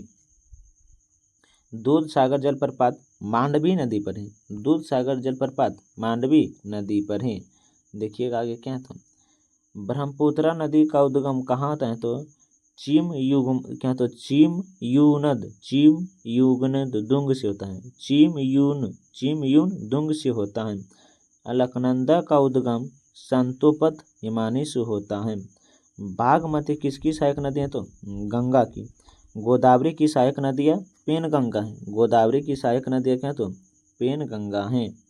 भीमा नदी किसकी सहायक नदियाँ हैं? भीमा नदी किसकी सहायक नदियाँ हैं? तो कृष्णा नदी की। किसकी? तो कृष्णा नदी की हैं।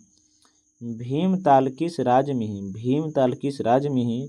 तो उत्तराखंड। किसके? तो उत्तराखंड। देखिएगा क्वेश्चन नंबर आगे क्या? तो सो मोमारी झील लद्दाख में। सो मोमारी झील कहाँ पड़ता है? तो लद्दाख में पड़ता है। भारत सरकार ने कब राष्ट्रीय पेयजल मिशन चालू किया? भारत सरकार ने कब राष्ट्रीय पेयजल मिशन चालू किया? तो 1986 को। कृष्णा नदी जल विवाद किन दो राज्यों के बीच है? कृष्णा नदी जल विवाद जो है किन दो राज्यों के बीच है? तो महाराष्ट्र, कर्नाटक, आंध्र प्रदेश और तेलंगाना। कह सकते हैं तो महाराष्ट्र, कर्नाटक, आंध्र प्रदेश और तेलंगाना के बीच है। मेटूर बांध अगर पूछेंगे, मेटूर बांध किस नदी पर है? तो कावेरी नदी पर है।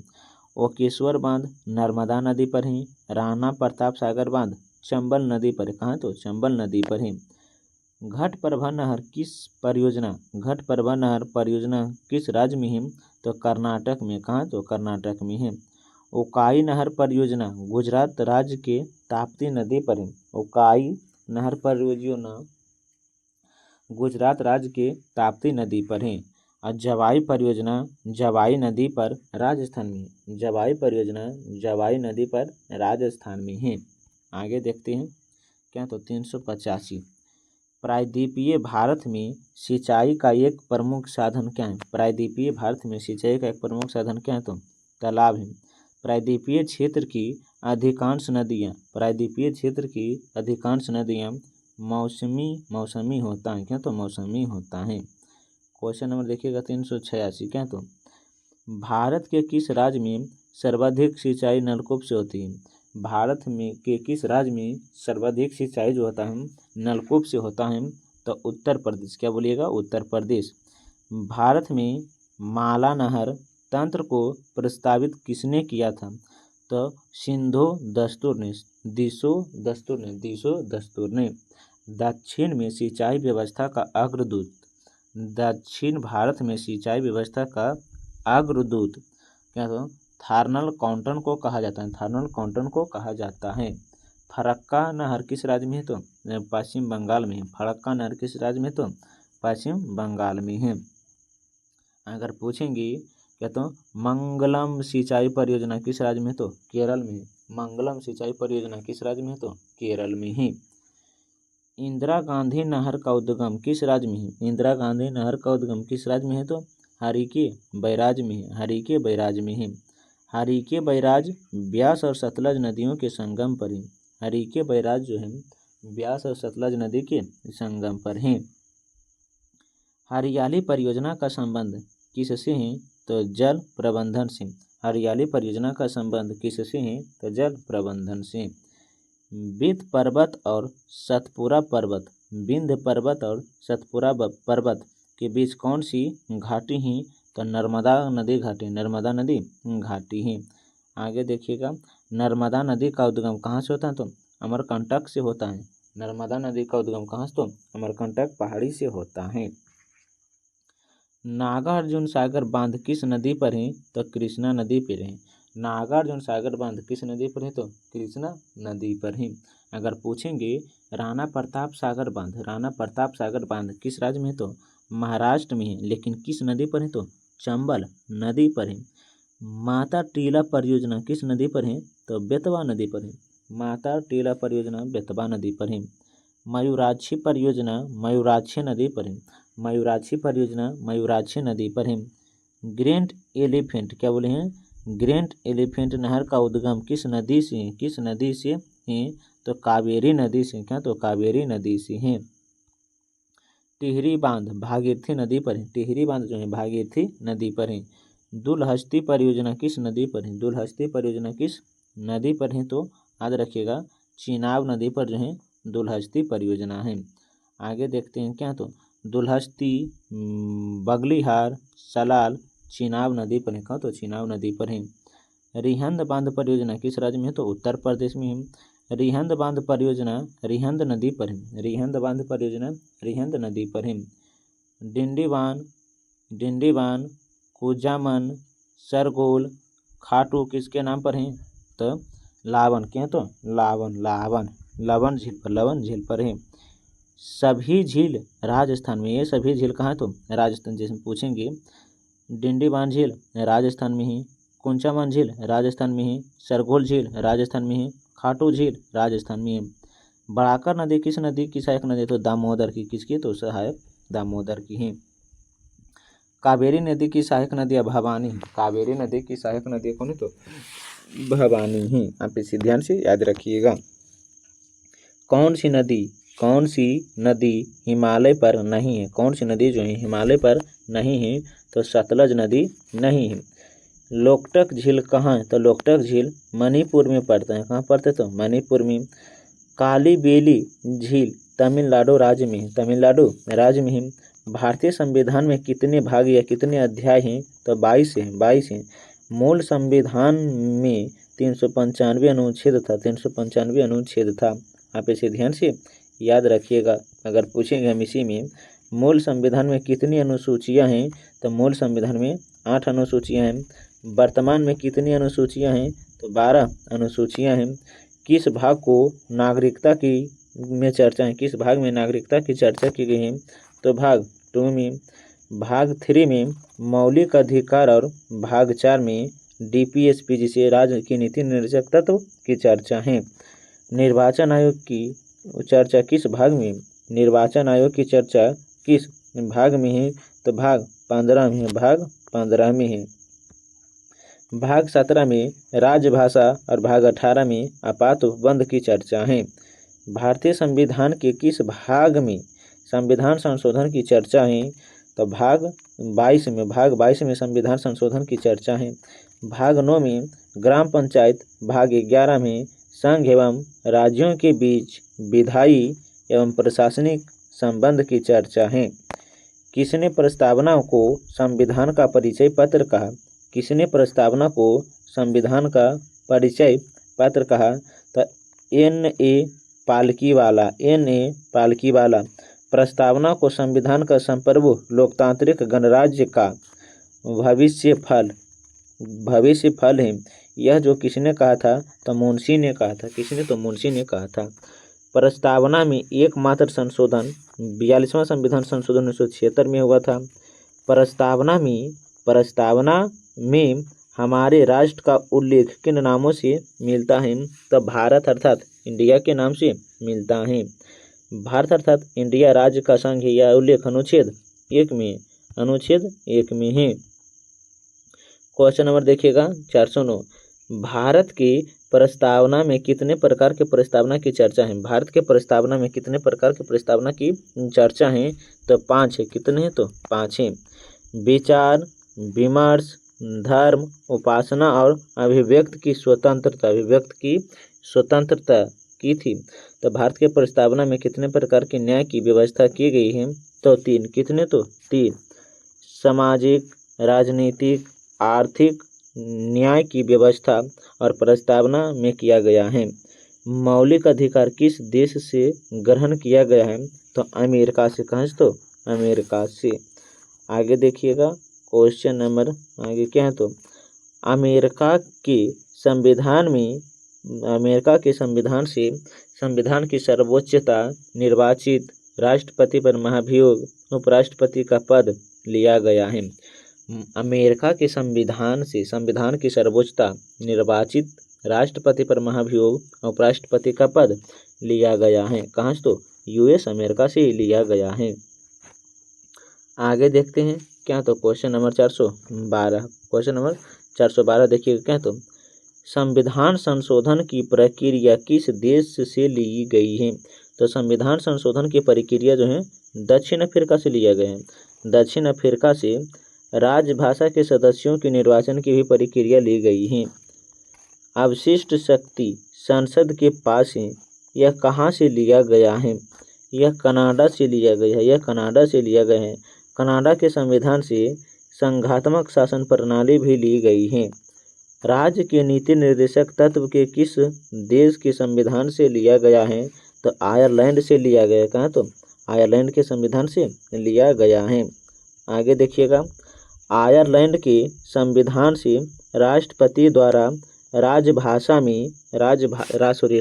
में 12 सदस्य का मनोनयन का प्रावधान किया गया है। 12 सदस्य का मनोनयन का प्रावधान किया गया है। गणतंत्रात्मक शासन प्रणाली किस देश के संविधान से लिया गया है? तो फ्रांस के संविधान से लिया गया है। फ्रांस के संविधान से लिया गया है। फ्रांस के संविधान से प्रस्तावना में स्वतंत्रता, समानता, बंधुत्व शब्द लिया गया है। आगे देखिएगा, संविधान के किस अनुच्छेद में कानून का समान संरक्षण का प्रावधान किया गया है? तो अनुच्छेद 14 है। अनुच्छेद 14 है। समानता का अधिकार अनुच्छेद 14 से लेकर 18 तक है। अनुच्छेद 14 से लेकर 18 तक है। भारतीय संविधान में स्वतंत्रता का अधिकार 4 अनुच्छेद द्वारा प्रदान किया गया है। भारतीय संविधान में स्वतंत्रता का अधिकार 4 अनुच्छेद द्वारा प्रदान किया गया है। अनुच्छेद 19 और अनुच्छेद 22। अनुच्छेद 20 में दोष के सीधे विरुद्ध संरक्षण का प्रावधान किया गया है। प्राण एवं दैहिक स्वतंत्रता का अधिकार किस अनुच्छेद में है? तो अनुच्छेद 31 में है। प्राण एवं दैहिक स्वतंत्रता का अधिकार किस अनुच्छेद में? तो अनुच्छेद 21 में है। या मनपसंदी भी कहाँ है? तो अनुच्छेद 21 में ही है। अनुच्छेद 21 में ही निजता का अधिकार है। किस अनुच्छेद में गिरफ्तारी के विरुद्ध संरक्षण का अधिकार? अनुच्छेद 22 में। किस अनुच्छेद में गिरफ्तारी के विरुद्ध संरक्षण का अधिकार? तो अनुच्छेद 22 में है। मूल संविधान में मौलिक अधिकार कितने हैं? तो मूल संविधान में मौलिक अधिकार 7 हैं। वर्तमान में मौलिक अधिकार 6 हैं। वर्तमान में कितना है? तो 6 हैं। किस संशोधन के द्वारा संपत्ति के अधिकार को मौलिक अधिकार से हटाकर कानूनी अधिकार बना दिया गया? तो 44वां संविधान संशोधन 1978 के द्वारा संपत्ति का अधिकार वर्तमान में भाग 12 में है। अनुच्छेद 300 के कम में है। अनुच्छेद 300 के कम में है। देखिएगा, किस भाग को संविधान का मैग्ना कार्टा कहा जाता है? तो भाग 3 को। भाग 3 में मौलिक अधिकार जो अमेरिका से लिया गया है। भारतीय संविधान के किस अनुच्छेद में यह प्रावधान किया गया कि जन्म, मूल स्थान, लिंग भेदभाव पर प्रतिबंध नहीं किया जाएगा? अनुच्छेद 15 में। अनुच्छेद 15 में। अनुच्छेद 16 में अवसर की समानता का प्रावधान है। अवसर की समानता का प्रावधान है। अनुच्छेद 17 में छुआछूत है जिसे अस्पृश्यता का अंत कहा जाता है। अनुच्छेद 18 में उपाधियों का अंत है। किस अनुच्छेद में यह कहा गया कि राज्य का कोई कर्तव्य होगा कि 6 से 14 वर्ष की उम्र के बच्चों को निःशुल्क एवं अनिवार्य शिक्षा दिया जाएगा? तो अनुच्छेद 21 की ए में। अनुच्छेद 21 की ए में।